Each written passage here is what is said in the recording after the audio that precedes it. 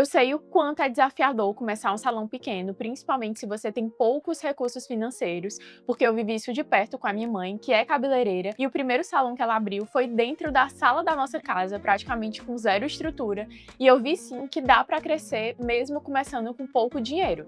Mas para isso tem algumas ações que vão te ajudar a não ficar desmotivada no início com a falta de cliente e acabar desistindo no meio do caminho, mas sim ter destaque e conseguir desenvolver o seu negócio ao longo do tempo. Aqui eu vou compartilhar um pouco da minha experiência pessoal e trazer estratégias que funcionam na prática para você conseguir atrair clientes nesse começo. Eu acho que o ponto mais importante de tudo que eu vou te falar aqui é você entender que a partir do momento que você tomou a decisão de trabalhar por conta própria, de ser autônoma, de abrir o seu próprio negócio, mesmo que você comece com a cadeira da cozinha da sua casa, você não é só profissional, você não é só cabeleireira, design de sobrancelhas ou manicure. Para além disso, você tem o papel de empreendedora. Você tomou a decisão de ter o seu próprio negócio, de construir o seu próprio negócio. Ou seja, além da parte técnica, de entender sobre uma técnica mais avançada, de fazer reciclagem, de fazer cursos voltados para o serviço, para o atendimento, você também tem que entender como gerenciar tudo isso. Como gerenciar o financeiro, como gerenciar o marketing, como entregar uma boa experiência para suas clientes,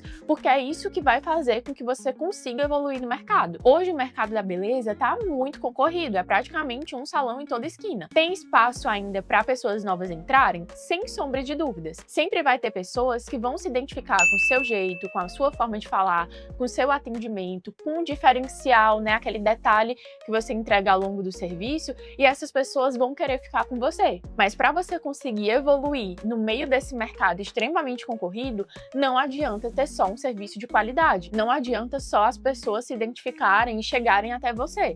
Tem que ser para além disso, porque quando a gente fala de gestão, a gente está falando de uma organização que vai permitir o crescimento do seu negócio. Tem muita gente que acha que só precisa entender de gestão quando o salão já está faturando 10, 15, 20 mil, mas nada disso. É você começar a fazer gestão desde quando você é pequeno, desde quando você só tem uma cliente, porque isso vai te ajudar a chegar mais rápido nos seus objetivos. E dentro disso eu vou te dar 3 dicas que você já pode começar a aplicar a partir de hoje. Primeira, já comece utilizando um sistema de gestão. Tem sistemas que têm um custo-benefício muito bom, que são super acessíveis, como por exemplo, o Salão 99 e o Minha Agenda. São 2 dicas que eu deixo aqui para vocês. São sistemas baratos, com mensalidade de 20, 30 reais, mas isso vai te ajudar a, desde o começo, organizar a sua agenda, né, os seus horários, já fazer um cadastro de cliente, já fazer uma ficha de anamnese das suas clientes, já entender o quanto que você está ganhando no mês, até colocar ali uma comissão para você em cima dos serviços que você realiza, puxar relatórios também de aniversariantes, de clientes que não vêm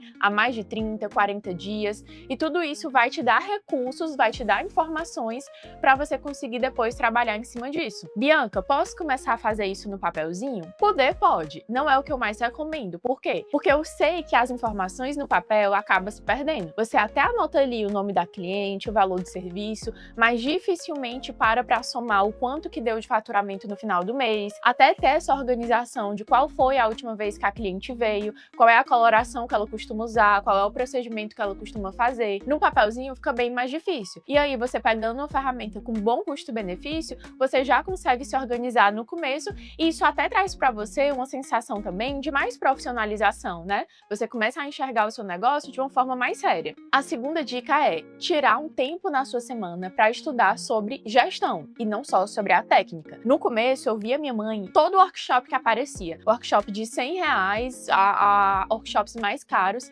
ela dava um jeito de participar, ela queria ir porque ela achava que isso que ia fazer diferença na jornada dela. Ela achava que ela não tinha mais cliente porque ela ainda não estava tão boa no que ela fazia. E nesse processo, muitas vezes, a gente acaba se sabotando, porque você já entrega um bom resultado, as clientes gostam do que você faz, mas você ainda não está tão confiante, fica ali o tempo todo investindo e absorvendo conhecimento só voltado para a parte técnica. É importante? Sim, mas também tem que saber dividir melhor esse tempo. E no começo, vocês têm muito tempo, né? Porque a agenda ainda não está lotada. Então, tire um tempo também para estudar sobre essa parte da gestão. Se você pudesse investir em um curso, algo que tivesse esse conhecimento mais organizado para você aplicar, para você ter o suporte de uma pessoa te guiando nesse processo, né? Inclusive, eu tenho a nossa comunidade, que além das aulas gravadas, as alunas têm esse contato direto comigo, a gente tem o nosso grupo no WhatsApp para trocar experiência, para compartilhar conhecimento e buscar evoluir juntas, né? Porque o ambiente ele faz sim muita diferença. Vou inclusive deixar o link aqui na descrição para quem se interessar, mas se nesse começo você ainda não puder investir em um curso, estude de forma gratuita. Aqui no nosso canal no YouTube tem várias dicas, né, várias aulas para você aplicar, e também lá no Instagram tô sempre compartilhando conhecimento e dicas práticas com vocês. Mas é importante que você estude e aplique,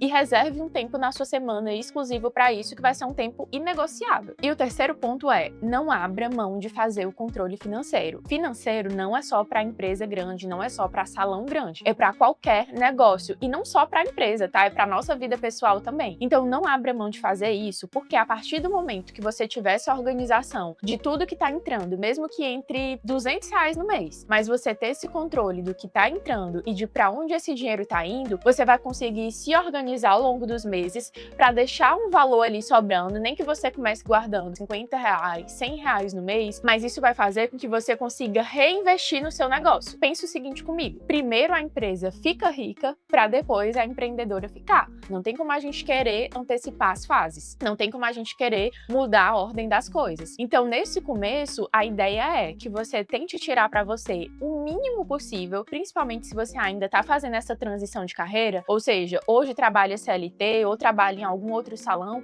e agora está começando a abrir o seu próprio negócio, mas você ainda tem essa outra fonte de renda. Então, do salão, tente tirar o mínimo possível para que você tenha esse lucro sobrando no final do mês, e aí você vá acumulando ao longo dos meses ao ponto de você conseguir fazer alguns reinvestimentos. E pense assim também: cliente adora novidade, principalmente quando a gente fala de mulher. Então aquelas clientes que depositaram confiança em você no início, elas querem receber novidades, elas querem sentir que você também está evoluindo, que você comprou uma cadeira melhor, um lavatório mais confortável, renovou a pintura do salão, comprou alguns itens de decoração no período de Natal, tá fazendo coffee break no Dia das Mães. As clientes percebem esses detalhes e elas buscam por isso. Se você estagna e a cliente não consegue perceber essa evolução, essa novidade, às vezes é até uma flor que você muda no salão, mulher percebe, né? E elas buscam por isso. Então é desse lucro, desse valor que vai sobrar no final do mês, que você vai conseguir ir reinvestindo aos poucos, reinvestindo R$ 50, R$ 100 em cada mês, ao ponto de você conseguir depois fazer grandes investimentos. Às vezes pagar um aluguel, às vezes ir para um espaço maior, fazer uma reforma mais completa no espaço, buscar pessoas para agregar na equipe, mas até você conseguir fazer isso, principalmente se você está começando com pouco dinheiro, é importante que você tenha esse controle financeiro desde o início. E agora vamos falar sobre atrair cliente nova, que é o gás que a gente precisa nesse início. E para isso você vai definir uma meta, você vai entender os horários que você tem disponível para atendimento e depois buscar algumas estratégias para preencher esses horários. Quando minha mãe começou, uma das coisas que fez com que ela precisasse atender dentro da nossa casa foi o fato da minha avó estar doente. Então minha mãe precisava acompanhar ela em médico, nos tratamentos, dar todo esse suporte que fazia com que minha mãe não conseguisse ter todos os horários úteis disponíveis dentro da semana. E se você também está naquele processo de transição de carreira, onde você ainda tem um outro trabalho e de forma secundária faz os atendimentos no seu próprio salão, ou se você tem filho pequeno e não vai ter ali todos os horários disponíveis para atender, você vai definir horários fixos, para que em cima disso você entenda qual é a sua capacidade de atendimento. Então, por exemplo, Bianca, dentro da minha semana eu tenho 10 horários de atendimento. É isso que hoje eu posso disponibilizar e entregar para o salão. Entendendo isso, você já tem uma meta. São 10 horários na semana, que dá uma média ali de 40 horários no mês. Então, em cima disso, você vai buscar utilizar estratégias para captar clientes e preencher esses horários. Eu vou deixar aqui no card um vídeo com estratégias práticas que eu dei todo o passo a passo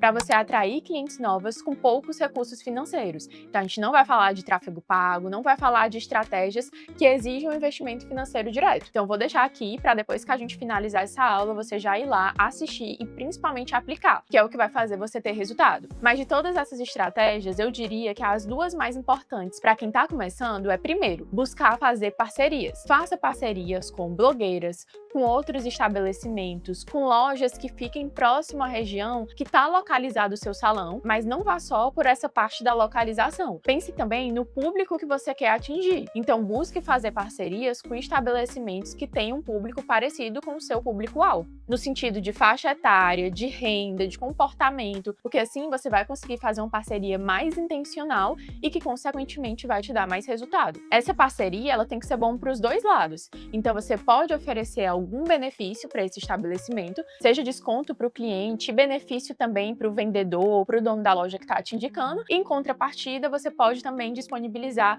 um espaço para que eles possam divulgar o serviço, dar cupom de descontos para suas clientes e assim a gente conseguir estimular essa troca. Mas no vídeo que eu falei, eu trago bem detalhada essa estratégia da parceria e, além disso, uma outra estratégia que funciona muito bem é a gente trabalhar com um sistema de indicação. Fazer com que essas clientes que cheguem até o seu espaço pela primeira vez e gostem do resultado, elas tenham algum tipo de incentivo para te indicar. Seja a cada 2 clientes que você trouxer, você vai ganhar uma hidratação gratuita. A cada 3 clientes que você trouxer, você vai ganhar uma escova de forma gratuita. Porque isso vai estimular com que aquela cliente, que naturalmente até já poderia indicar, gostou do serviço, mas tem esse estímulo mais direto para indicar. E Bianca, vale a pena eu dar um serviço de graça? Sim, porque a gente precisa investir em alguma coisa. Se a gente não está tirando o dinheiro do nosso bolso para fazer um investimento direto em um tráfego pago, em uma panfletagem ou algo assim, a gente precisa trazer esse investimento que, querendo ou não, vai pegar ali o seu tempo, um pouco de gasto com o produto, mas pelo menos você não vai precisar desembolsar aquele dinheiro. Essas estratégias funcionam muito e até funcionam de forma rápida também, porque você está tendo contato direto ali com o cliente, seja na parceria ou seja no sistema de indicação. Agora, partir para o abraço, colocar as dicas em prática e entender que empreender no começo é difícil porque a gente não tem garantia de nada.